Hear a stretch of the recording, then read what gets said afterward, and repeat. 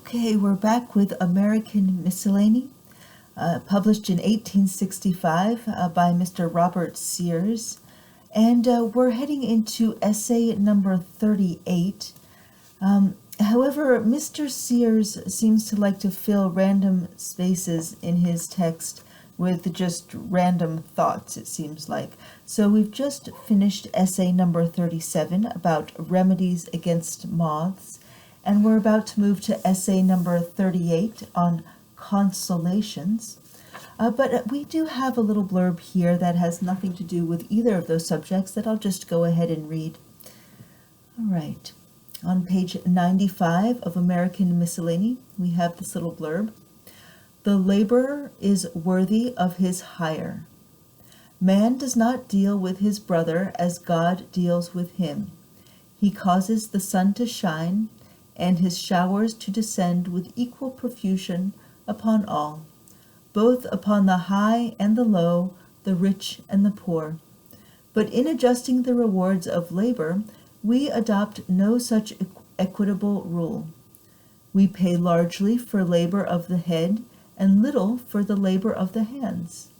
We graduate the scale of the prices not according to the utility or the actual severity of the labor, not in proportion to the outlay of physical strength or the time occupied, but to its demand and supply.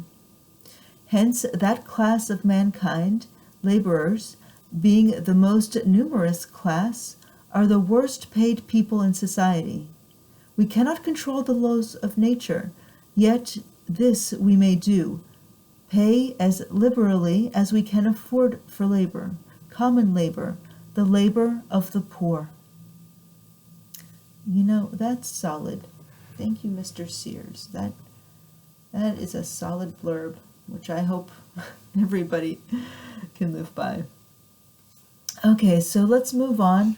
We're reading essay number 38 here on page 96, and our subject is consolations. Okay.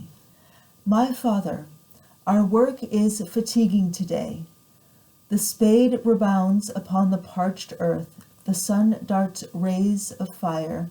The dust raised by the south wind blows in whirlwinds over the plain. My son, he who sends burning gales sends also bedewing cloudlets. To each day belongs its pain and its hope, and after labor comes repose. My father, do you see those poor plants, how they languish, and how their yellow leaves droop down their exhausted stalk? They will rise up again, my son. No blade of grass is forgotten. Fruitful rains and fresh dews are always provided for it amidst the celestial treasures. My father, the birds are silent in the foliage. The quail, immovable in the furrow, does not even recall its companion. The heifer seeks the shade, and the ox, with his limbs folded beneath his heavy body, his neck stretched out, dilates his large nostrils in order to respire the air which he is in need of. God, my son, will restore the birds their voices, and the oxen their strength, exhausted by the extreme heat. The breeze which will reanimate them already glides over the sea. Let us seat ourselves, my father, upon the fern that borders the pond, near that old oak whose hanging branches so gently touch the surface of the water. How calm and transparent it is! How gaily the fishes play there! Some pursue their winged prey, poor gnats just entered into being. Others, raising their heads with their mouths half open, appear to be softly kissing the air. He who has made all things, my son, has everywhere bestowed his inexhaustible gifts, life's, and the joy of life. What appears to us evil is but the similitude of good, its shadow. And yet, my father, you suffer. What labor, what fatigue you endure in order to provide for our wants. Are you not poor? Is not my mother poor?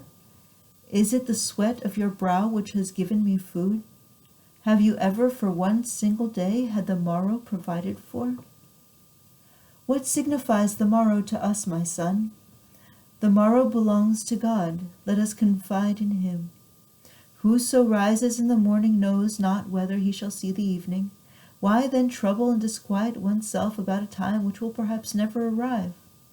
We live here below like the swallow, seeking from day to day the bread of each day, and like her, when the winter approaches, a mysterious power draws us to milder climates. What is this, my father? It resembles a corpse wrapped in its shroud, or an infant rolled in swaddling clothes. My son, it was a crawling worm. It will soon be a living flower, an aerial form which, decked in its brightest colors, will rise towards heaven.